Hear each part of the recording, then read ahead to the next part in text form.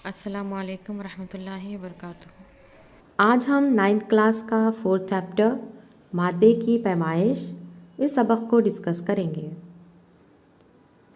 इस सबक में हमें देखना है कीमियाई इम्तिज़ाज के क़वानीन, जौहर, इसकी जसामत, कमियत और गिरफ्त, सालिमी कमियत और मोल का तसव्वुर और असलिये। चैप्टर बहुत ही ज़्यादा इम्पॉर्टेंट है, तो इस वीडियो को एंड तक देखें और वीडियो को बिल्कुल भी स्किप ना करें। तो चलिए शुरू करते हैं। कीमियाई इम्तिज़ाज के क़वानीन यानी लॉज ऑफ केमिकल कॉम्बिनेशन। इस क़ानून के मुताबिक क्या कहा जा रहा है? कीमियाई तामुलात के दौरान अशिया के मादों की तरतीब में तब्दीली वाक़ होती है। यानी जब भी कोई केमिकल चेंज हो रहा है, कोई कीमियाई तामुल हो रहा है, इसके दौरान जो अशिया के मादे हैं उनकी तरतीब में तब्दीली होती है। मिसाल के तौर पे हम देखते हैं कि बर्फ़ का पानी बनना और फिर पानी का फिर से क्या है, बर्फ़ बन जाना। इनके अंदर जो प्रोसेस है, जो कीमियाई तामुल हो रहा है, इसके दौरान मादों की तरतीब में तब्दीली वाक़ हो रही है। इस ज़िमन में 18वीं और 19वीं सदी के साइंसदानों ने बुनियादी तजुर्बात किए हैं। तजुर्बात के लिए इस्तेमाल शुदा अशिया और हासिल शुदा अशिया की बेनुक्स पैमाइश की गई। डाल्टन, थॉमसन और रुदरफोर्ड जैसे साइंसदानों ने मादों और जौहरों की तरतीब का मुताला करके कीमियाई तामुलात के उसूल तलाश किए हैं। यानी किस तरीक़े से मादों और जौहरों की तरतीब होती है, कीमियाई तामुलात के क्या उसूल हैं, इनके लिए ये साइंसदानों ने अपने अपने तजुर्बात किए हैं। इसके बाद यहाँ पर हम देखेंगे कीमियाई तामुलात के उसूलों की जांच। इसके लिए यहाँ पर एक प्रैक्टिकल बताया गया है। सबसे पहले हम लेते हैं कैल्शियम क्लोराइड यानी CaCO2 का महलूल और उसी के साथ है सोडियम सल्फेट Na2SO4 का महलूल। जब हम इनका वज़न देख रहे हैं तो ये है 300.23 ग्राम। लेकिन जैसे ही इन दोनों का कीमियाई मिलाप होगा, कीमियाई मिलाप होने पर हम देखते हैं कि यहाँ पर NaCl के महलूल में CaSO4 का सफ़ेद रसूब हमें हासिल हुआ है। तो यहाँ पर जो हासिल अशिया और आमिल अशिया है, इनका वज़न हमें 300.23 ग्राम ही नज़र आ रहा है। अब हम जान लेते हैं कि आमिल अशिया और हासिल अशिया क्या होती है। रिएक्शन के अंदर जो लेफ़्ट हैंड साइड में अशिया लिखी जाती है उसे आमिल अशिया कहते हैं, और जो राइट हैंड साइड में लिखी जाती है उसे हासिल अशिया कहते हैं। आमिल अशिया यानी रिएक्टेंट और हासिल अशिया यानी प्रोडक्ट्स। जैसा कि यहाँ पर इक्वेशन में आप देख सकते हैं A+B इट गिव्स C+D, यानी A+B के मिलाप से C+D क्या है, तैयार हो रहा है। यानी कि वो अशिया जो रिएक्शन में हिस्सा लेती है इसे हम आमिल अशिया कहते हैं, और इन आमिल अशिया के मिलाप से जो चीज़ हमें हासिल होंगी इसे हम हासिल अशिया यानी प्रोडक्ट कहते हैं। मादे की बक़ा का क़ानून यानी law of conservation of matter के मुताबिक क्या है? अभी जो हमने सरगर्मी देखी है इसमें बुनियादी मादे की कमियत और कीमियाई तामुलात के नतीजे में तैयार शुदा मादे की कमियत यकसा ही है। यानी यहाँ पर जो रिएक्टेंट है, जो आमिल अशिया है, वो थे कैल्शियम क्लोराइड और सोडियम सल्फेट। तो इनका वेट कितना है, 300.23 ग्राम, और इनके मिलाप से NaCl के महलूल में CaSO4 का सफ़ेद रसूब हमें हासिल हुआ, जिसकी कमियत भी 300.23 ग्राम ही है।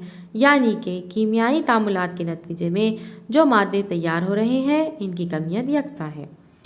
1785 में फ्रांसीसी साइंसदान एंटोन लेवाइज़र ने अपनी तहक़ीक़ से ये नतीजा अख़ज़ किया कि कीमियाई तामुलात के दौरान मादे की कमियत में इजाफ़ा या कमी वाक़ नहीं होती। किसने कहा है ये? लेवाइज़र ने कहा है कि जब भी केमिकल रिएक्शन होगा, कीमियाई तामुलात होंगे, तो मादे की कमियत में इसके जो मास है इसमें ना तो कमी हो सकती है ना इजाफ़ा हो सकता है। कीमियाई तामुलात में हिस्सा लेने वाली अशिया आमिल अशिया है जिसे रिएक्टेंट कहते हैं, और जो नतीजे में तैयार होने वाली अशिया है इसे हासिल अशिया कहते हैं, यानी कि प्रोडक्ट होता है। तो क्या कहा जा रहा है? रिएक्टेंट और कीमियाई तामुलात के नतीजे में तैयार होने वाले प्रोडक्ट, इनकी जुमला कमियत मसावी होती है। यही मादे की बका का क़ानून है। इसके बाद मुस्तकिल तनासुब का क़ानून, लॉ ऑफ कांस्टेंट प्रोपोर्शन देखेंगे। फ्रांसीसी साइंसदान J.L. प्रोस्ट ने 1794 में मुस्तकिल तनासुब के क़ानून की बुनियाद रखी।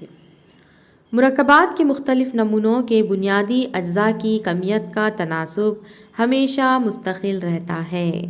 तो मुस्तकिल तनासुब का क़ानून क्या है कि मुरक्कबात के मुख्तलिफ नमूनों के बुनियादी अज्जा की कमियत का तनासुब हमेशा मुस्तकिल रहता है। यानी क्या मतलब होगा, अगर हम बात करें कि वाटर, पानी को जब भी लिखना है हम तो क्या लिखेंगे, H2O, है ना। कभी भी HO2 या HO2 या HO3 या H2O2 इस तरीके से लिखेंगे क्या, हम नहीं लिखेंगे। यानी कि जो भी मुरक्कब होगा इनकी जो बुनियादी अज्जा की कमियत है वो मुस्तकिल होती है। अब हम देखें कि किसी भी ज़राए से हासिल करदा पानी के अज्जा हाइड्रोजन और ऑक्सीजन की कमियत का तनासुब 1:8 होता है। यानी कि पानी कहीं का भी हो, अगर हम बात कर रहे हैं कि 9 ग्राम पानी हमारे पास जो है वो तैयार होता है, जिसके अंदर हाइड्रोजन और ऑक्सीजन की कमियत का तनासुब 1:8 होगा। ये कभी भी चेंज होगा क्या, नहीं होगा। इसके बाद किसी भी ज़राए से हासिल करदा अगर CO2 की बात की जाए तो इसमें कार्बन और ऑक्सीजन की कमियत का तनासुब 3:8 होता है। यानी 44 ग्राम कार्बन डाइऑक्साइड में 12 ग्राम कार्बन और 32 ग्राम ऑक्सीजन होता है।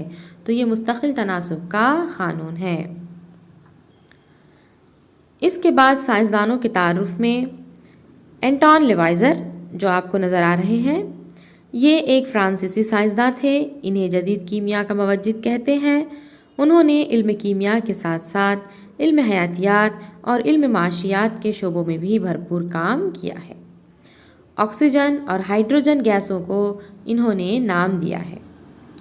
शय के जलने के दौरान मादे का ऑक्सीजन के साथ तामुल होता है, इस बात को भी लेवाइज़र ने साबित किया है। कीमियाई तजुर्बात के दौरान आमिल अशिया और हासिल अशिया की कमियत मालूम करने के तरीक़े का सबसे पहले इस्तेमाल किया था। उन्होंने दरियाफ़्त किया कि पानी हाइड्रोजन और ऑक्सीजन से मिलकर बनता है। कीमियाई तामुलात के दौरान कमियत मुस्तकिल रहती है, इस उसूल पर भी पहली बार उन्होंने ही लिखा है। मुरक्कबात को मुनासिब तरीक़ों से नाम दिया है, मसलन सल्फ्यूरिक एसिड है, कॉपर सल्फेट है, इनको भी नाम दिया है। 1789 में जदीद इल्म कीमिया की पहली किताब लिखी थी जिसका नाम था एलिमेंट्री ट्रीटाइस ऑन केमिस्ट्री। इस तरीके से यहाँ पर जो है एंटोन लेवाइज़ी और उसी तरीके से प्रोस्ट, दोनों की जो है वो शक्लें, जो उनकी पिक्चर है वो दी गई है। इसके बाद हम देखेंगे जौहर यानी कि एटम, इसकी जसामत, कमियत और गिरफ्त यानी साइज़, मास और वैलेंसी। सबसे पहले तो आप ब्लैक बोर्ड पे जो वर्क किया गया है ये देखिए। जौहर यानी कि एटम। एटम में क्या होता है, जौहर में मरकज़ा होता है। मरकज़े को हम न्यूक्लियस कहते हैं। मरकज़े में नज़र आ रहे हैं हमें प्रोटॉन और न्यूट्रॉन, जबकि जो गोल रास्ते, गोल राउंड नज़र आ रहे हैं उसे हम मदार यानी ऑर्बिट कहते हैं। मदार में इलेक्ट्रॉन गर्दिश करते हैं। तो मरकज़े में कौन है, प्रोटॉन और न्यूट्रॉन, जबकि बैरूनी मदार में गर्दिश करने वाले कौन है, इलेक्ट्रॉन है। प्रोटॉन पर प्लस साइन है, यानी कि प्रोटॉन पॉजिटिव चार्ज है, इस पर मुस्बत बारदार होते हैं, इलेक्ट्रॉन मनफी बारदार होते हैं, जबकि न्यूट्रॉन पर कोई भी चार्ज नहीं होता, न्यूट्रॉन मोतदिल होते हैं। आपने पिछली जमात में देखा है कि जौहर के दरमियानी हिस्से में मरकज़ा पाया जाता है और मरकज़े के बैरूनी हिस्से में इलेक्ट्रॉन क्या कर रहे हैं, गर्दिश कर रहे हैं, और ये इलेक्ट्रॉन मनफी बारदार ज़र्रात होते हैं। मरकज़े में मुस्बत बारदार प्रोटॉन होते हैं और गैर बारदार न्यूट्रॉन भी होते हैं, जैसा कि शक्ल में दिखाया गया है। जौहर की जसामत इसके निस्फ़ क़ुतर के मुताबिक होती है, यानी जौहर जितना बड़ा होगा जितना कि उसका निस्फ़ क़ुतर होगा। अलहदा जौहर में जौहर का निस्फ़ क़ुतर जौहर के मरकज़े और इंतहाई बैरूनी मदार के दरमियान का फ़ासला होता है। तो जौहर का निस्फ़ क़ुतर हम किसे कहते हैं? मरकज़े से बैरूनी मदार, इंतहाई बैरूनी मदार के दरमियान का फ़ासला क्या कहलाता है? जौहर का निस्फ़ क़ुतर। जैसा कि हमें पता है दायरे का निस्फ़ क़ुतर हम सेंटर से तो जो उसका मुहीत है वहाँ तक क्या करते हैं? निस्फ़ क़ुतर लेते हैं। तो इसी तरीके से मरकज़े से इंतहाई बैरूनी मदार का दरमियान जो फ़ासला होगा इसे हम जौहर का निस्फ़ क़ुतर कहते हैं और जौहर के निस्फ़ क़ुतर की पैमाइश नैनोमीटर में की जाती है। अब हमें याद रखना है 1 नैनोमीटर की कीमत होती है 10⁻⁹ मीटर, यानी 10 की क़ुव्वत -9 मीटर, यानी 1 मीटर यानी 10 की 90 नैनोमीटर। अगर 2 नैनोमीटर कहा जाए तो आप नैनोमीटर की जगह पे सिंपली 10⁻⁹ याद रखें। क्या 1 nm की कीमत कितनी होगी? 10⁻⁹। 2 की कितनी होंगी? 2 × 10⁻⁹ मीटर। 3 की कितनी होगी? 3 नैनोमीटर, 3 × 10⁻⁹ मीटर। इसी तरीके से हाइड्रोजन का जौहर, इसके जौहर का निस्फ़ क़ुतर 10 की -10 मीटर में है। पानी का सालिमा 10 की -9 मीटर में और हीमोग्लोबिन के सालिमी के जौहर का निस्फ़ क़ुतर 10 की -8 मीटर में होता है। इसके बाद जौहर के बारे में देख लेते हैं कि जौहर की जसामत का इन्हिसार इसमें मौजूद इलेक्ट्रॉन के मदारों की तादाद पर होता है। जैसा कि अगर हम ये कहें कि मरकज़े के अतराफ़ में एक मदार है, फिर मदार हमने बढ़ा दिए हैं, 2 कर दिए, 3 कर दिए, 4 कर दिए। इस तरीके से जैसे जैसे मदार बढ़ रहे हैं वैसे वैसे क्या बढ़ रहा है? साइज़ भी बढ़ रहा है। तो जौहर की जसामत का इन्हिसार इसमें मौजूद इलेक्ट्रॉन के मदारों की तादाद पर होता है। मदारों की तादाद जितनी होगी, ज़्यादा होंगी, उसकी जसामत भी उतनी ही होगी। मिसाल, सोडियम के जौहर के मुकाबले में पोटेशियम का जौहर बड़ा होता है।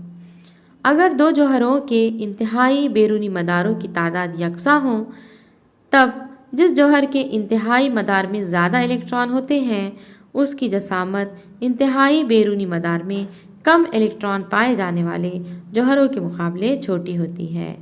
मिसाल के तौर पे सोडियम के जौहर के मुकाबिल मैग्नीशियम का जौहर छोटा होता है। यानी क्या कहा जा रहा है कि अगर मदारों की तादाद क्या है? सेम है, लेकिन इस मदार में सपोज़ कि अगर पहले मदार में जो इलेक्ट्रॉन है उनकी तादाद है 8 और सेम मदार में इलेक्ट्रॉन की तादाद है 6, तो क्या होगा? ये जो 8 इलेक्ट्रॉन है वो मरकज़े की तरफ क्या करेंगे? कशिश करेंगे। मरकज़े की तरफ कशिश करने की वजह से साइज़ जो है वो क्या हो जाएंगी? कम हो जाएंगी। बात आ गई समझ में? अगर कहा जा रहा है कि मदार क्या है? सेम है। अगर 3 मदार है लेकिन इन मदारों में इलेक्ट्रॉन की तादाद जिस मदार में क्या रहेंगी? ज़्यादा रहेंगी, तो वो इलेक्ट्रॉन मरकज़े की तरफ क्या करेंगे? अट्रैक्शन बताएंगे, इसलिए साइज़ क्या हो जाएंगी? छोटी हो जाएंगी। जौहर की जसामत का इन्हिसार इसमें मौजूद इलेक्ट्रॉन की मदारों की तादाद पर होता है। अब यहाँ पर जौहर की कमियत मास ऑफ एटम देख सकते हैं क्या है। तो जैसा कि यहाँ पर हम देखें मरकज़े में प्रोटॉन और न्यूट्रॉन बताए गए हैं और इलेक्ट्रॉन क्या कर रहे हैं? गर्दिश कर रहे हैं। प्रोटॉन और न्यूट्रॉन को मजमूई तौर पर हम न्यूक्लियॉन्स कहते हैं। न्यूक्लियॉन्स यानी मरकज़े के बुनियादी ज़र्रात। याद रखें ये लफ्ज़। न्यूक्लियस में कौन पाए जाते हैं? न्यूक्लियॉन्स। और न्यूक्लियॉन्स किसे कहते हैं हम? प्रोटॉन और न्यूट्रॉन को मजमूई तौर पर हम न्यूक्लियॉन्स कहते हैं। अब प्रोटॉन और न्यूट्रॉन को अगर हम क्या कर दें? ऐड कर दें, तो ये क्या है? जौहरी कमियती अदद है, यानी एटॉमिक मास नंबर, जिसे हम A से ज़ाहिर करते हैं। अब यहाँ पर जो शक्ल में गुजर चुका है कि जौहर की कमियत इसके मरकज़े में मरकूज़ होती है। यहाँ पे हमने देखा कि जो कमियत है वो मरकज़े में मरकूज़ है, यानी कि प्रोटॉन और न्यूट्रॉन की मजमूई जो तौर पर जिसे हम न्यूक्लियॉन्स कह रहे हैं तो प्रोटॉन और न्यूट्रॉन की तादाद ये क्या कहलाती है? जौहरी कमियती अदद कहलाती है, जिसे हम एटॉमिक मास नंबर कहते हैं। प्रोटॉन और न्यूट्रॉन को मजमूई तौर पर मरकज़े के बुनियादी ज़र्रात यानी न्यूक्लियॉन्स कहा जाता है। जौहर इंतहाई मुहीन ज़र्रा होता है। मुहीन यानी बहुत ही छोटा है, सादी आँख से हमें नज़र नहीं आता। तो इसकी कमियत हम कैसे मालूम करेंगे? ये सवाल साइंसदानों के सामने भी था। 19वीं सदी के साइंसदानों के लिए जौहर की कमियत सही तौर पर मालूम करना मुमकिन ना होने की वजह से जौहर की निस्बती कमियत का तस्वुर सामने आया। जौहर की निस्बती कमियत की पैमाइश के लिए एक नमूना जौहर की ज़रूरत थी। यानी अब हम क्या कहा जा रहा है कि जौहर तो बहुत ही छोटा है और इसकी कमियत हमें क्या करनी है? सही तौर पर मालूम करनी है। तो ये क्या था? हमारे लिए मुमकिन नहीं था। इसलिए जौहर की निस्बती कमियत का तस्वुर पेश किया गया। अब किसी भी चीज़ की निस्बत लेना है यानी कि रेफरेंस लेना है। जैसा कि सपोज़ अगर हमें क्या करनी है, एक लाइन ड्रॉ करनी है, तो हम क्या करते हैं? स्केल का इस्तेमाल करते हैं कि 5 सेंटीमीटर की लाइन है तो हमें पता है कि हम क्या करेंगे? स्केल पर 5 सेंटीमीटर ले लेंगे, यानी हमने स्केल का इस्तेमाल किया, उसकी निस्बत हमने क्या है? ली है। तो उसी तरीक़े से मरकज़े की कमियत मालूम जौहर की कमियत मालूम करने के लिए हमें किसी जौहर की निस्बती कमियत ज़रूरत थी। इसलिए हाइड्रोजन के जौहर सबसे हल्का होने की वजह से इब्तिदा में हाइड्रोजन के जौहर के नमूना जौहर के इंतखाब के तौर पर जौहर का नमूना जौहर के तौर पर इंतखाब हुआ, जिसके मरकज़े में सिर्फ एक प्रोटॉन है। इसलिए ऐसे हाइड्रोजन के जौहर की मवाज़नाती कमियत एक इस तरह कबूल किया गया। यानी कि अगर सपोज़ हम भी क्या है कि अगर मार्केट में गए हैं और अगर हमें क्या है 2 kg क्या करने हैं? टमाटर लेने हैं, तो जो भी है जो सब्ज़ी तरकारी बेचने वाले होते हैं तो उनके पास जो है वो वेट 2 kg का अवेलेबल है। या अगर किसी इंसान को क्या है अगर 20 kg लेना है तो वो क्या करते हैं? पत्थर लगाते हैं, है ना। यानी कि उनको पता है कि ये पत्थर की वैल्यू जो है वो 1 kg के या 2 kg के क्या होती है? बराबर होती है। तो मवाजना करने के लिए पत्थर का इस्तेमाल किया गया था। उसी तरीक़े से किसी भी जौहर के नमूना दिया गया है तो उसका मवाजना करने के लिए हाइड्रोजन को क्या किया गया है? लिया गया है, क्योंकि हाइड्रोजन के अंदर एक प्रोटॉन होता है। इसलिए निस्बती जौहर की जौहरी कमियत की कीमत ए के बराबर हुई। नाइट्रोजन के एक जौहर की कमियत हाइड्रोजन के एक जौहर के 14 गुना होती है।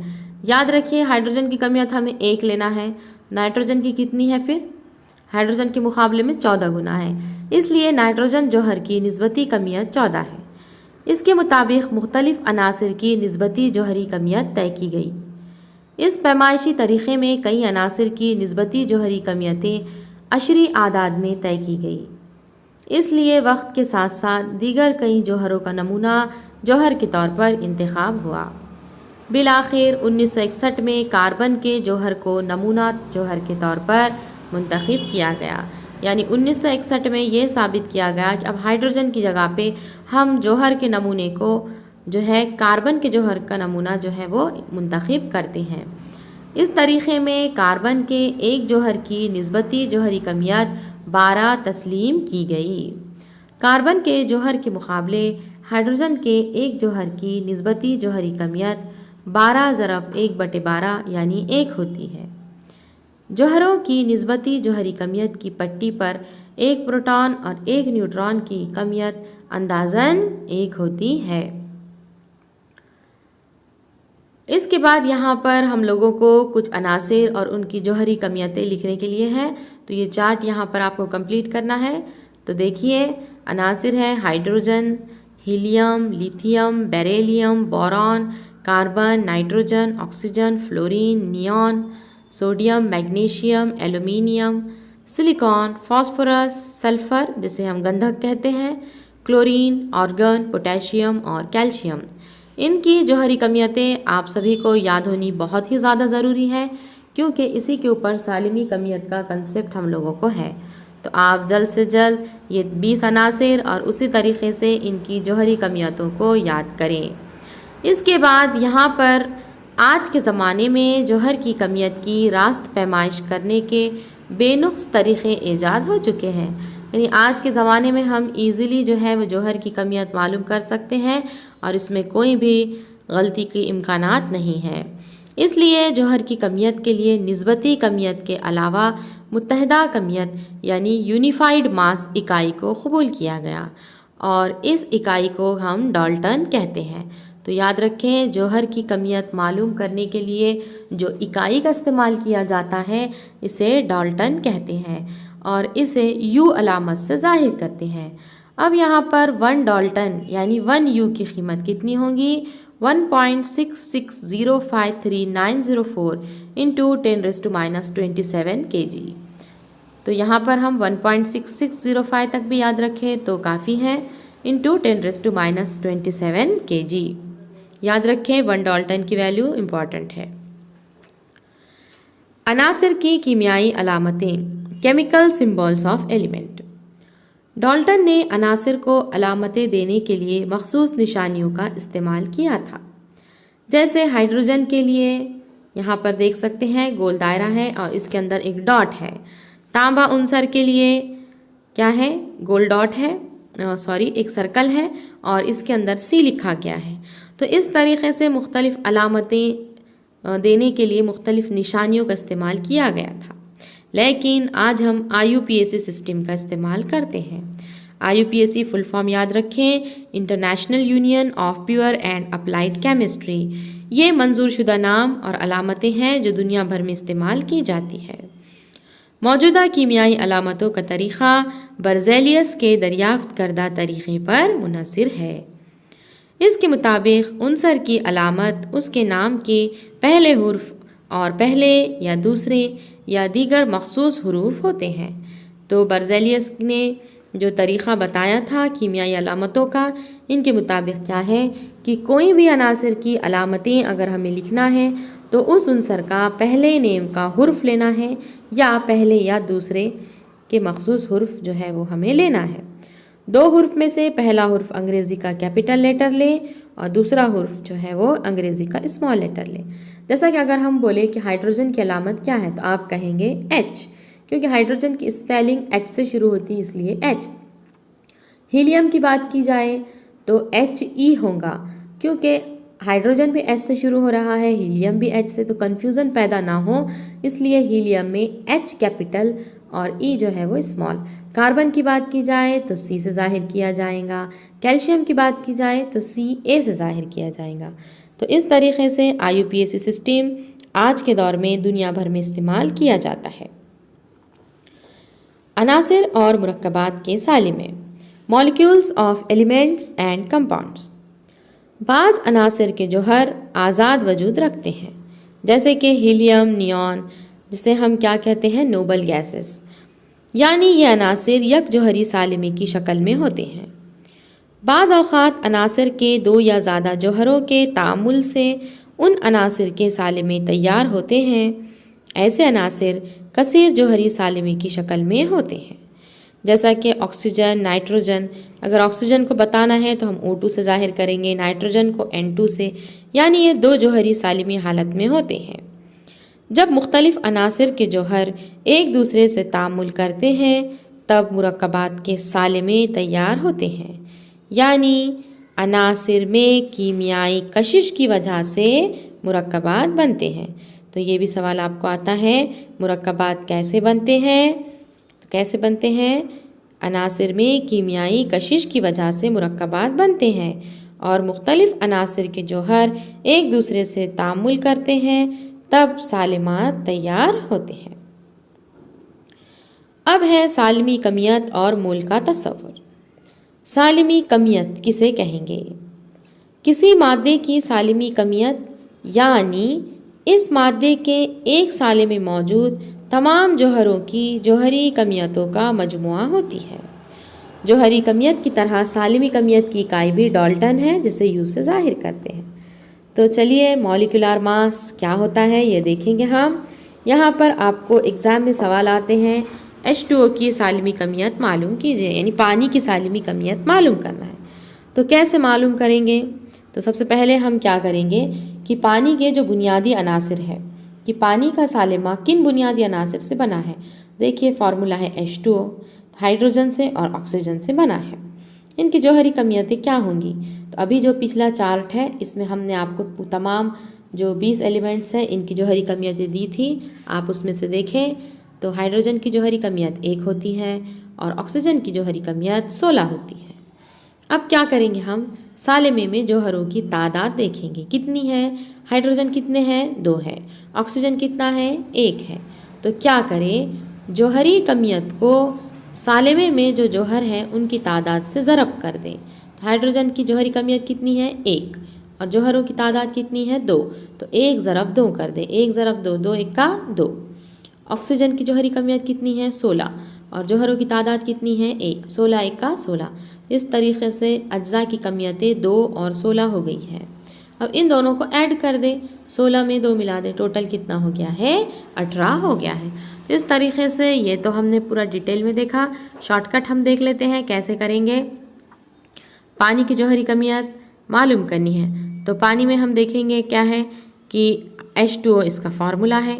हाइड्रोजन की देखें यहाँ पर अनासर के जो चार्ट में आप लोगों को दिया गया, हाइड्रोजन की जौहरी कमियत है 1 और ऑक्सीजन की जौहरी कमियत कितनी है? 16। तो हाइड्रोजन कितनी मर्तबा है? 2 टाइम्स प्लस ऑक्सीजन कितनी मर्तबा है? 1 टाइम्स। इसको मल्टीप्लाई कर दें, हाइड्रोजन की जौहरी कमियत 1 ज़रब 2 जमा ऑक्सीजन की 16 ज़रब 1, 2 1 का 2 जमा 16 1 का 16, 16 और 2 18। इसी तरीके से आप लोगों के लिए यहाँ पर हमने सॉल्व किया है NaCl। अब देखें यहाँ पर Na सोडियम की कितनी है? 23 और क्लोरीन की कितनी है? 35.5। Na में Cl को ऐड कर दें तो आंसर हो जाएगा 58.5। अब बात की जाए MgCl2 की, तो Mg कितना है? 1 मरतबा, तो Mg प्लस क्लोरीन कितने टाइम्स है? 2 टाइम्स, 2 इंटू Cl। अब Mg की जौहरी कमियत कितनी है? देखिए यहाँ पर Mg की कितनी है? मैग्नीशियम की 24 और क्लोरीन की कितनी है? 35.5। मल्टीप्लाई कर दें, 24 जमा 2 ज़रब 35.5, ये हो गया 71। ऐड करेंगे तो जवाब आएगा 95। KNO3 भी हमने मालूम किया है, K 1 मरतबा जमा करेंगे N प्लस 3 मरतबा ऑक्सीजन। K की जौहरी कमियत है पोटेशियम की 39। नाइट्रोजन की देखेंगे हम 14 प्लस 3 टाइम्स ऑक्सीजन की 16, ऐड करने पर 101। तो इस तरीके से आप लोग मुख्तलिफ़ फार्मूले जो है वो आप बुक में क्वेश्चंस दिए गए हैं वो अपने लेवल पर सॉल्व करें। अगर आप लोगों को कुछ डाउट है तो कमेंट बॉक्स में हमसे पूछिए, हम आपको सॉल्व करना और बता देंगे। तो यहाँ पर सालिमी कमियत का मतलब क्या हुआ? अज्जा के जौहरी कमियत का मजमुआ, यानी जितने भी अज्जा यहाँ पे हमें नज़र आ रहे हैं उनका मजमुआ लेना है। तो शॉर्ट ट्रिक क्या याद रखें, सालिमी में जौहरों की जो भी तादाद है उसको जौहरी कमियत से ज़र्ब कर देंगे तो सालिमी कमियत जो है वो क्या होंगी हमें मालूम हो जाएंगी। इसके बाद यहाँ पर जो फार्मूले दिए गए हैं, जैसा कि मैंने NaCl, MgCl2, KNO3 ये मालूम कर चुकी हूँ। आप लोग H2O2, AlCl3, CaOH, MgO, H2SO4, HNO3 और NaOH की वैल्यूज़ मालूम करें और इनके सालिमी ज़ाब्तों के साथ इनकी जौहरी कमियतें भी और सालिमी कमियतें भी याद करें। बहुत ही ज़्यादा इम्पॉर्टेंट बिट है। इसके बाद है मोल कंसेप्ट। मोल किसे कहते हैं? अनासिर और मुरक्कबात जब कीमियाई तामुलात में हिस्सा लेते हैं तब इनके जौहर और सालिमों के दरमियान तामुल होता है, इसलिए इनके जौहर और सालिमों की तादाद मालूम होनी चाहिए। यानी कि जब भी केमिकल रिएक्शंस हो रहे हैं, अनासिर और मुरक्कबात केमिकल रिएक्शन में हिस्सा ले रहे हैं तो इनके जौहर और सालिमें एक दूसरे के साथ क्या करेंगे? तामुल करेंगे, रिएक्ट करेंगे। तो हमें पता होना चाहिए कि जौहर की सालिमात की तादाद कितनी है। लेकिन कीमियाई तामुलात करते वक्त जौहर और सालिमों की पैमाइश की बजाय आसानी से पैमाइश की जा सके ऐसी मिक़दार गिन कर लेना आसान होता है, इसके लिए मोल तसव्वुर का इस्तेमाल होता है। यानी जैसा कि अगर हमें क्या है कि कोई भी चीज़ हमें लेनी है तो हम एक एक गिनते नहीं बैठते, है ना। हम क्या करते हैं कि एक जो है पर्टिकुलर उसकी जो वैल्यू है वो हम लेते हैं। जैसा कि हमें क्या है कि केले लेने हैं, बनाना ख़रीदने हैं, तो तो हम क्या करेंगे, दर्जन का इस्तेमाल करते हैं ना, 1 दर्जन। 1 दर्जन हमें पता है कि क्या है, 12 के बराबर होता है। तो इसी तरीके से मोल का तस्वुर यहाँ पर दिया गया है। मोल मादे की ऐसी मकदार है जिसमें मादे की ग्राम में कमियत इस मादे के सालिमी कमियत की डाल्टन कीमत के मसावी होती है। यानी क्या है, देखिए यहाँ पर सालिमी कमियत मसावी मादे की कमियत, इसे ही हम क्या कहते हैं, मोल कहते हैं। तो सालिमी कमियत को डाल्टन में नापेंगे और मादे की कमियत को ग्राम में। तो क्या है, अब देखिए ऑक्सीजन की सालिमी कमियत कितनी है। आप जो O2 ऑक्सीजन का पहले सालिमी कमियत हम निकाल दें। फॉर्मूला क्या है इसका, O2, और इसकी जो कमियत है एटॉमिक मास कितना है इसका, 16। तो ऑक्सीजन को O2 से जाहिर करेंगे, 16 दूनी कितना हो गया, 32। तो सालिमी कमियत ऑक्सीजन की कितनी है, 32, यानी 32 ग्राम ऑक्सीजन, यानी 1 मोल ऑक्सीजन। अब समझ में आ गया है, 1 मोल यानी किसी भी जो अनासिर दिए गए हैं आपको, या जो भी सालिमी कमियत है मादे की कमियत, उसके सालिमी कमियत के बराबर होती है। यानी 1 मोल ऑक्सीजन यानी उसकी सालिमी कमियत के बराबर होता है 32 ग्राम ऑक्सीजन, यानी 1 मोल ऑक्सीजन। अब उसी तरीके से 1 मोल पानी किसे कहेंगे, तो हम पहले पानी की सालिमी कमियत निकाल दें। पानी की सालिमी कमियत कितनी है, 18 है ना। H2O निकाले हमने, कितनी हो गई है, 18, यानी 18 ग्राम पानी को हम 1 मोल पानी कहेंगे। ये याद रखना है। मुरक्कब का 1 मोल यानी मुरक्कब के क्या है, सालिमी कमियत के बराबर वाली कीमत ग्राम में होनी चाहिए। 1 मोल यानी मादे की कमियत काय में होनी चाहिए, ग्राम में होनी चाहिए, और सालिमी कमियत डाल्टन में होनी चाहिए। अब हम मादे के मोल की तादाद यानी नंबर ऑफ मोल्स मालूम करेंगे। तो नंबर ऑफ मोल्स n है, इसे n से जाहिर करेंगे हम। मादे की ग्राम में कमियत बटे मादे की सालिमी कमियत। शॉर्टकट याद रखें, number of mole weight in gram divided by molecular weight. याद रखें, अगले जो प्रॉब्लम है इसमें हमें लगेगा n यानी नंबर ऑफ मोल किसे कहते हैं, वेट इन ग्राम, ग्राम में जो भी वज़न दिया जाए और इसको उसके मॉलिक्यूलर वेट से यानी सालिमी कमियत से डिवाइड करना होता है, इसे हम मोल कहते हैं। इसे हम नंबर ऑफ मोल्स यानी मादे के मोल की तादाद कहते हैं।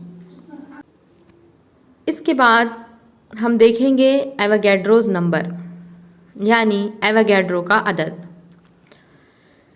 किसी भी मादे की 1 मोल मिक़दार में सालिमों की तादाद महदूद होती है।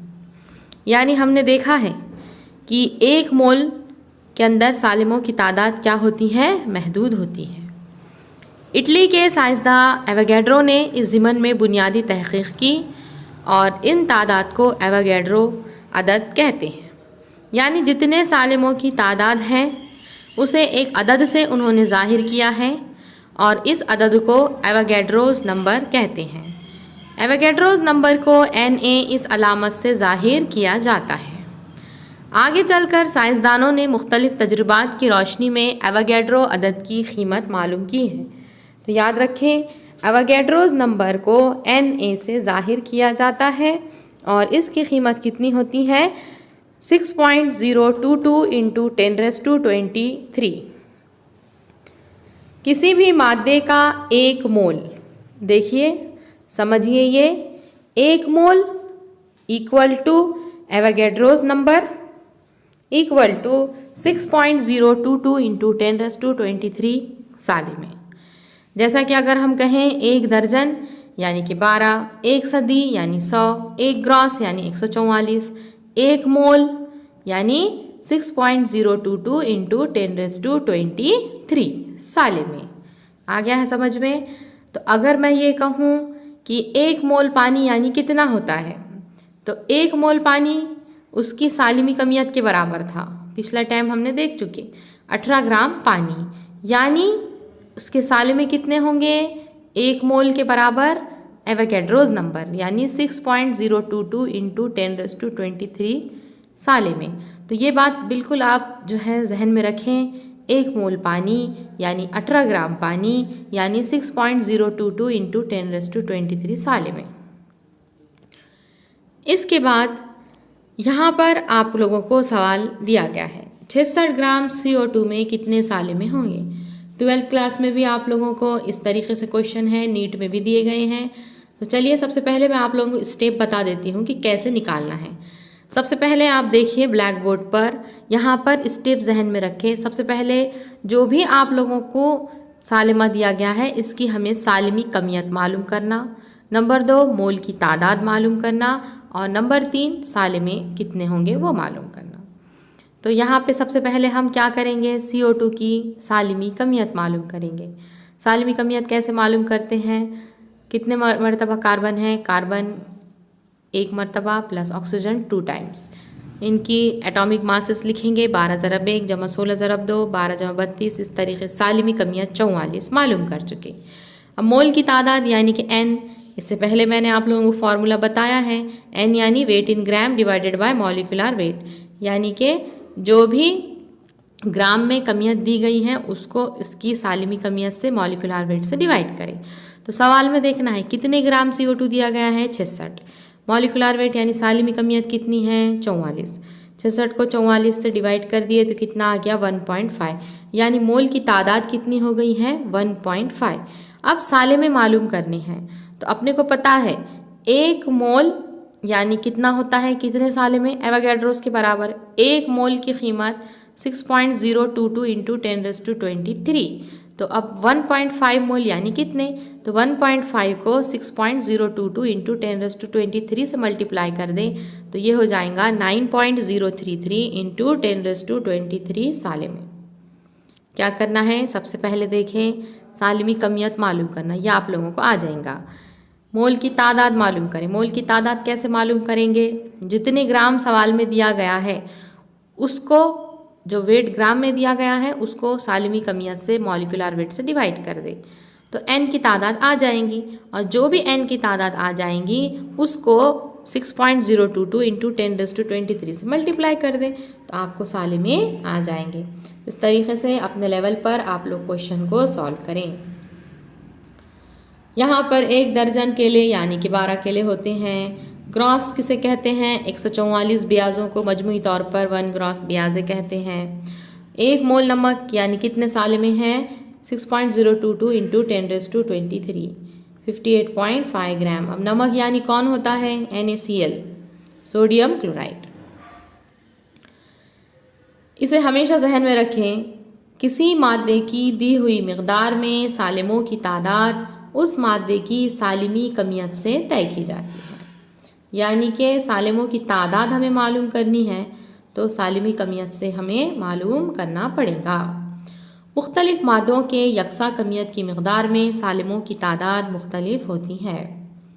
मुख्तलिफ मादों के 1 मोल मिकदार की ग्राम में कमियत मुख्तलिफ होती है। तो अभी जिस तरीके से हमने कार्बन डाइऑक्साइड का मालूम किया है उसी तरीके से 2 क्वेश्चंस आप लोगों को दिए गए हैं, साले में मालूम करने हैं। तो एक मरतबा फिर से स्टेप देख ले। आप क्या करें, सबसे पहले सालिमी कमियत मालूम करें, मोल की तादाद मालूम करें, और फिर जितनी भी मोल की तादाद आ जाएंगी उसको 6.022 इंटू 10⁻23 से ज़र्ब कर दें तो आपको साले में मालूम हो जाएंगे। जैसा कि यहाँ पर 36 ग्राम पानी है तो सबसे पहले आप पानी का जो सालिमी कमियत है कितनी हो जाएंगी 18 है, मालूम हो गई। नंबर ऑफ मोल निकालने हैं, कितने दिए गए हैं 36, 36 को आप 18 से डिवाइड करते, 18 दूनी 36, यानी n की तादाद कितनी हो गई है 2 आ गई हैं। और अब वो 2 को आप 6.022 इंटू 10⁻23 से ज़र्ब दे दें तो ये हो जाएंगे पानी के साले में। सिंपली आप H2SO4 भी इसी तरीके से मालूम कर सकते हैं। अब है वैलेंसी। वैलेंसी यानी कि गिरफ्त। अनासिर की मुरक्कबात बनाने की इस्तिदाद को गिरफ्त कहते हैं, यानी कि अनासिर कितने मुरक्कबात बना सकते हैं, इसे गिरफ्त यानी वैलेंसी कहते हैं। अनासिर की गिरफ्त को मखसूस अदद से ज़ाहिर किया जाता है। ये अदद उस उनसर के एक जौहर ने दीगर जौहरों के साथ बनाई हुई कीमियाई बंदिशों की तादाद होती है। तो सबसे पहले देखिए आप गिरफ्त जो है वो होती क्या है एक्चुअल में। तो यहाँ पर गिरफ्त समझने से पहले हम आपको बता देते हैं कि यहाँ पर आप लोगों को हमने 14 से लेकर एक मिनट, यहाँ पर आपको 14 एलिमेंट्स दिए गए हैं। हाइड्रोजन, हीलियम, लिथियम, बेरिलियम से लेकर सिलिकॉन तक है। इनके जौहरी आदाद जो है 1 2 3 4 5 6 इस तरीके से है। अब जब हम इलेक्ट्रॉनी तश्कील की बात करते हैं तो KLMN इस तरीके से क्या होते हैं, मदार होते हैं। तो देखिए कि K मदार में जो है इलेक्ट्रॉन की गुंजाइश, यानी K में ज़्यादा से ज़्यादा 2 इलेक्ट्रॉन की गुंजाइश है। पहले मदार में 2 इलेक्ट्रॉन जो है वो बैठ सकते हैं। दूसरे मदार की गुंजाइश है 8। अब देखिए हाइड्रोजन का जौहरी अदद कितना है, 1 है। तो K में कितने बैठेंगे, 1। हीलियम का जौहरी अदद है 2, तो K की कैपेसिटी है 2 इलेक्ट्रॉन को भरने की, तो उसमें 2 आ जाएंगे। अब लिथियम का जौहरी अदद है 3, तो कैसे लिखेंगे, K में कैपेसिटी है 2 की, फिर 1 इलेक्ट्रॉन L मदार में आ जाएगा, तो 2,1 ये लिथियम की है। बेरिलियम का जौहरी अदद है 4, तो 2,2। बोरॉन का जौहरी अदद है 5, 2,3। कार्बन का जौहरी अदद है 6, 2,4। नाइट्रोजन का 2,5, ऑक्सीजन 2,6, फ्लोरीन 2,7 और नियॉन 2,8। अब इस तरीके से L मदार के अंदर 8 की कैपेसिटी थी, तो 8 इलेक्ट्रॉन भर चुके।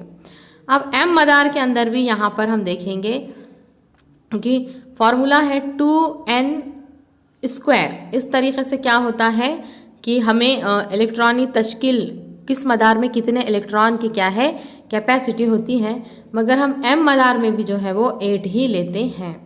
तो सोडियम जो है इसका जौहरी अदद है 11, तो कैसे लिखेंगे, पहले मदार में कैपेसिटी 2 की, दूसरे मदार में 8 की, तो 2 और 8 10 हो गए हैं, और फिर एक जो इलेक्ट्रॉन है वो M मदार में।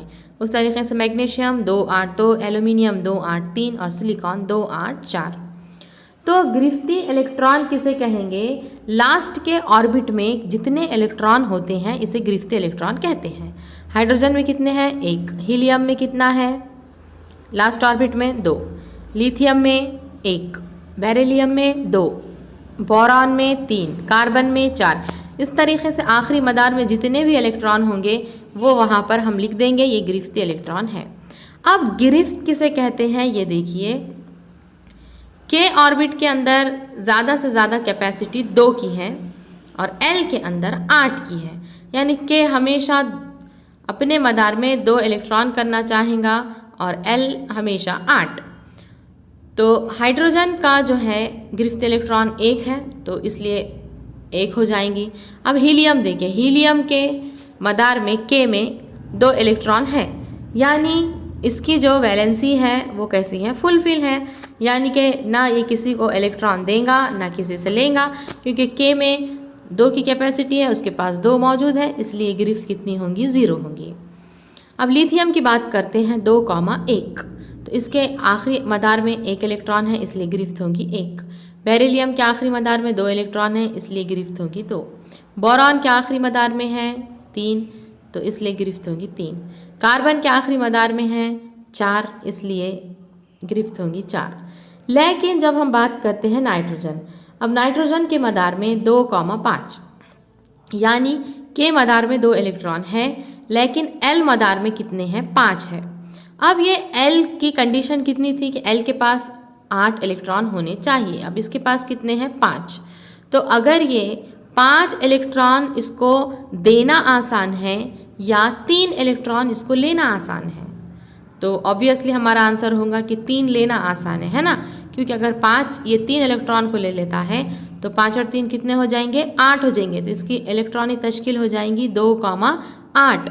इसलिए गिरफ्त कितनी होगी, 3 होगी, क्योंकि वो 3 इलेक्ट्रॉन क्या कर रहा है, ले रहा है।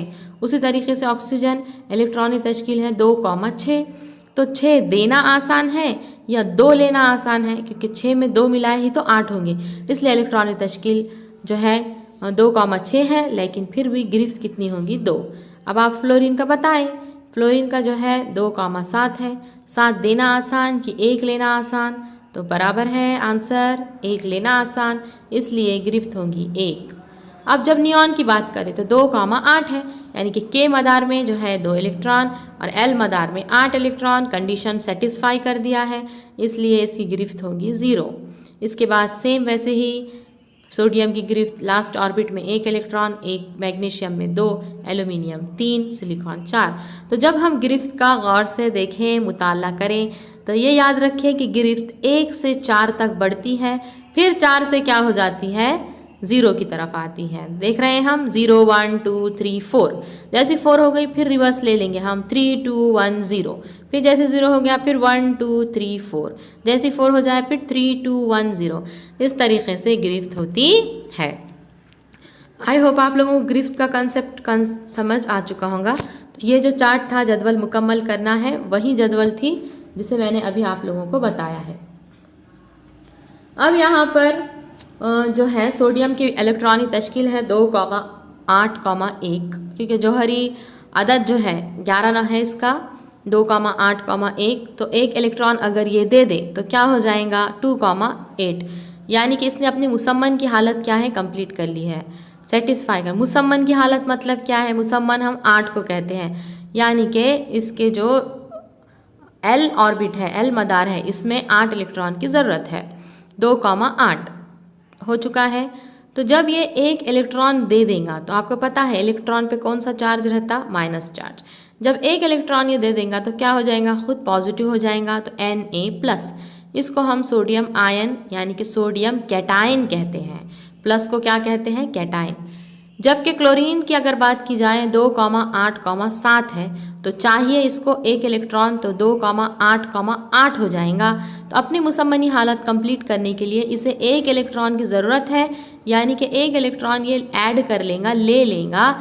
तो एक इलेक्ट्रॉन आया है करके इसके ऊपर इलेक्ट्रॉन ऐड हुआ, इलेक्ट्रॉन पे माइनस चार्ज है, माइनस चार्ज ऐड हुआ, इसलिए माइनस साइन लगानी है।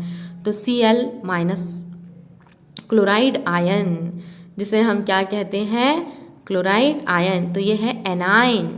तो इस तरीके से 2,8,8, तो Na+ सोडियम कैटाइन और Cl- क्लोराइड एनाइन के मिलने से सोडियम क्लोराइड यहाँ पे तैयार हुआ है। अब हम देखेंगे कि N1 पर कौन सा चार्ज है, पॉजिटिव, Cl पे कौन सा चार्ज है, निगेटिव, यानी मुखालिफ बरक़ी बार हमें नज़र आ रहे हैं। और मुखालिफ बरक़ी बार की वजह से इनके दरमियान एक किस्म की कशिश है, एक बंदिश बन गई है। ये कीमियाई बंदिश है जिसे हम आयंस के तबादले की वजह से बनी है, इसे हम आयनी बंदिश कहते हैं।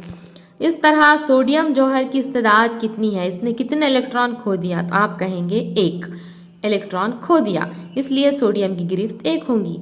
उसी तरीके से क्लोरीन की इस्तेदाद कितनी है, क्लोरीन ने कितने इलेक्ट्रॉन लिया, 1 लिया है, तो इसलिए क्लोरीन की भी जो गिरफ्त है वो कितनी होगी, 1 होगी। तो सोडियम की और क्लोरीन की दोनों की गिरफ्त कितनी है, 1 होती है। तो यहाँ पे कौन सी बंदिश बनी है, आयंस के दरमियान जो बंदिश है वो है आयनी बंदिश। तो आयनी बंदिश बनते वक्त अंसर का जौहर जितने इलेक्ट्रॉन खोता है या हासिल करता है वो तादाद उस अंसर की गिरफ्त होती है। जैसा कि सोडियम ने 1 इलेक्ट्रॉन दिया, जो दे दिया वो उसकी गिरफ्त, इलेक्ट्रॉन खो दिया, और क्लोरीन ने 1 इलेक्ट्रॉन ले चुका, यानी वो उसकी गिरफ्त है। अब हम साइंसी शीशी देखेंगे। मुस्बत बार वाले आयन को कैटाइन और मनफी बार वाले को एनाइन कहते हैं। MgCl2 में Mg2+ कैटाइन है, Cl- ये एनाइन है। अनासिर के इंतहाई बैरूनी मदार में पाए जाने वाले इलेक्ट्रॉन को गिरफ्ती इलेक्ट्रॉन कहते हैं। जैसा कि यहाँ पर आप लोगों को जदवल मुकम्मल करने के लिए दिया गया है, तो हमने पहले ही ये जदवल पूरी तरीक़े से मुकम्मल तौर पे देख चुके हैं। जिसको समझ नहीं आया है वो फिर से वीडियो को देखें। इसके बाद यहाँ पर 1 से ज़ायद गिरफ्त ज़ाहिर करने वाले चंद अनासिर दिए गए हैं, जैसा कि है तांबा, जिसकी अलामत है 1। तांबे की गिरफ्तें 1 और 2 हो सकती है। अगर Cu+ हो तो Q+ कहेंगे, Cu2+ हो Q- कहेंगे। उसी तरीके से पारा है, मर्क्यूरी जिसे कहते हैं हम, अलामत है Hg, गिरफ्त है इसकी 1 और 2। Hg+ होगा मर्क्यूरस, Hg2+ मर्क्यूरिक। उसी तरीके से लोहा, जिसकी अलामत है Fe, आयन जिसे कहते हैं हम, गिरफ्तें हैं 2,3। Fe2+ ferrous, Fe3+ ferric. बहुत ही इंपॉर्टेंट है, cuprous cupric, mercurous mercuric, ferrous ferric. इसके बाद यहाँ पर असलिए यानी रेडिकल्स क्या है वो देखने हैं। अब यहाँ पर आपको कुछ तेज़ाब और असास दिए गए हैं और इनके आप लोगों को कैटाइंस और एनाइंस लिखने हैं। तो मैं बता देती हूँ, उसी तरीके से होमवर्क में आप लोगों को एक एक क्वेश्चन। HCl तेज़ाब है, इसमें कौन से कैटाइन होंगे? H+। एनाइन कौन से होंगे? Cl-। उसी तरीके से HBr में क्या होगा? H+, Br-। HNO3 क्या आप बोलिए? उसी तरीके से असास NaOH, तो कैटाइन होंगे Na+, एनाइन होंगे OH-। KOH में K+, OH-। तो CaOH2 ये आप लोगों का होमवर्क। अब यहाँ पर आप देखिए कि जो ब्लैक बोर्ड वर्क आप लोगों को दिया गया है, सबसे पहले आप ये समझें, तेज़ाब और असास आप लोगों को दिए गए हैं। तेज़ाब के नाम दिए गए हैं HCl, HBr और HNO3।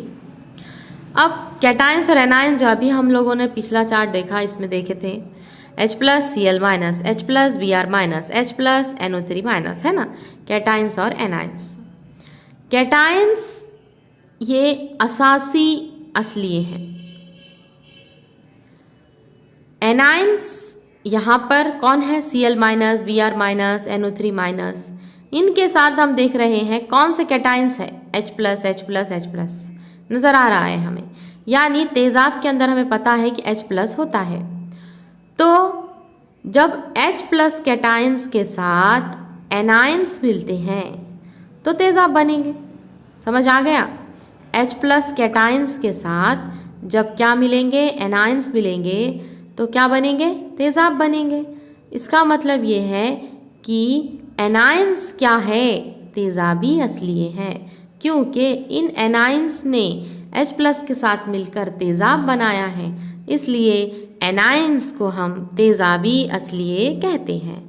तो बिल्कुल, अगर आप लोगों ने तेज़ाब का याद कर चुके हैं तो आप असास का बिल्कुल भी याद ना करें, कंफ्यूज ना हो जाएं।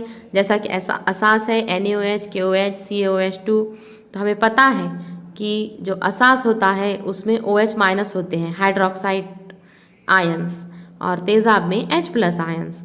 अब यहाँ पे देखिए कि असास कब बनेगा? जब उसमें OH- चाहिए ही चाहिए। तो अब यहाँ पे देखिए एनाइंस में हमें OH-, OH-, OH- नज़र आ रहा है। तो ये एनाइंस के साथ जब कैटाइंस मिल गए हैं, OH- एनाइंस के साथ जब कैटाइंस मिल गए हैं तो क्या बनते हैं? असास बनते हैं। इसलिए कैटाइंस को हम क्या कहेंगे? असासी असलिए कहेंगे। तो ये बात जहन में रखें। अब है मुरक्कबात के कीमियाई ज़ाब्ता। तो कुछ ज़्यादा इम्पॉर्टेंट नहीं है ये, जैसा कि आयोनिक कंपाउंड आप लोगों को दिया गया है NaCl। इसके अंदर जो है कोई भी सालिमा जो होता है इसमें दो हिस्से होते हैं, एक है कैटाइन, दूसरा है एनाइन। इन्हें हम तेज़ाबी और असासी असलिए कहते हैं। ये दो मुख्तलिफ हिस्से जो है, दोनों हिस्से मुख्तलिफ बारदार होते हैं, जैसा कि Na पर प्लस है और Cl पर माइनस। इनके दरमियान क़ुव्वत कशिश होती है, आयनी बंदिश होती है। इनका पहला लफ्ज़ कैटाइन है, जबकि दूसरा लफ्ज़ क्या है? एनाइन होता है। जैसा कि सोडियम क्लोराइड जब नाम दिया गया तो सोडियम ये क्या है? कैटाइन है। क्लोराइड जो है वो क्या है? एनाइन है। तो जो है पहले कैटाइन का नाम लिखते हैं, बाद में एनाइन का नाम लिखते हैं। कीमियाई ज़ाब्ता लिखते वक्त कैटाइन की अलामत बाएं जानिब और इससे मुंसलिक यानी कि इससे जो अटैच है दाएं जानिब हम एनाइन की अलामत लिखते हैं। और जब हम सालिमी ज़ाब्ता लिखेंगे तब हम आयनों पर बरक़ी बार ज़ाहिर नहीं करते। जैसा कि मैंने यहाँ पर NaCl लिखा, तो NaCl पर कोई भी मैं प्लस माइनस यहाँ पे लिखना है कि नहीं, लेकिन जैसे कैटाइन और एनाइन की बात आती है तो इस पर हम प्लस माइनस लिखते हैं। मुरक्कब असलियों की तादाद 2 या ज़्यादा रहने पर असली की अलामत खौस में लिखकर तादाद खौस के बाहर लिखी जाती है। गिरफ्तों की तिरछी ज़रब के तरीक़े में ये तादाद हासिल करना आसान है। तो आइए देखते हैं चैप्टर का इम्पॉर्टेंट बिट कि किस तरीके से हमें कीमियाई ज़ाब्ते लिखने हैं और इनके मरहले क्या है। तो देखिए यहाँ पर हमें जो है सोडियम सल्फेट का फार्मूला आप लोगों को बनाना है। तो क्या है? इसके 4 मरहले हैं। सबसे पहले मरहले में असलियों की अलामत लिखनी है। तो सोडियम को कैसे लिखेंगे हम Na, सल्फेट को कैसे लिखेंगे SO4। दूसरे मरहलों में इनकी गिरफ्त लिखनी है। Na की गिरफ्त होती है 1 और SO4 सल्फेट की गिरफ्त होती है 2। अब ये गिरफ्त हम कहाँ से लिखेंगे, तो आपको इसके बाद एक चार्ट है, तो वो चार्ट में से आप लोगों को याद करने हैं। मरहला नंबर 3 क्या है कि हमें क्या करनी है, तिरछी ज़रब करनी है। तो Na को 2 से मल्टीप्लाई और SO4 को 1 से मल्टीप्लाई, तो हो गया है फॉर्मूला Na 2 टाइम्स हो गया Na2, SO4 1 time SO4, Na2 SO4। इस तरीके से मुरक्कब का सालिमी ज़ाब्ता हमने लिखना सीख चुके हैं। तो क्या है मरहले, अलामत लिखना है, अलामतों के नीचे गिरफ्त लिखनी है और तिरछी ज़रब। इस तरीके से बन चुका है हमारा फार्मूला। जैसा कि अभी जो सोडियम सल्फेट है, अलामत लिखना है, गिरफ्त लिखनी है, तिरछी ज़रब। अलामत क्या है Na, यहाँ पर सल्फेट को SO4। अब देखिए Na सोडियम की गिरफ्त कितनी है, ये चार्ट में देखिए आप, यहाँ पर Na प्लस, एक प्लस है करके 1, SO4 सल्फेट देखिए यहाँ पर फर्स्ट लाइन में देखिए, सल्फेट कार्बोनेट के नीचे दिया गया है, सल्फेट 2 माइनस है तो 2 लिखेंगे, क्रॉस मल्टीप्लाई Na2 SO4। उसके बाद यहाँ पर कुछ फार्मूले मैंने आप लोगों को बनाए हैं। कैल्शियम कार्बोनेट कैसे लिखेंगे, पहले calcium Ca carbonate CO3, calcium के नीचे हम देखें कैल्शियम का क्या है 2, उसी तरीके से CO3 कार्बोनेट ढूंढिए यहाँ पर आप,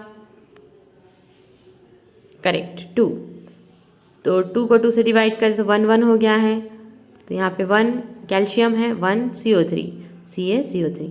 उसी तरीके से सिल्वर क्लोराइड AgCl 1 1 फार्मूला हो जाएगा AgCl। इस तरह हमने 9th क्लास का 4th चैप्टर जो है वो कंप्लीट कर लिया है। अगर आपको कोई डाउट है तो आप कमेंट बॉक्स में हमें पूछ सकते हैं। वीडियो को ज़्यादा से ज़्यादा शेयर कीजिए और अपने डाउट्स कमेंट बॉक्स में हमें बताइए। अल्लाह हाफ़िज़।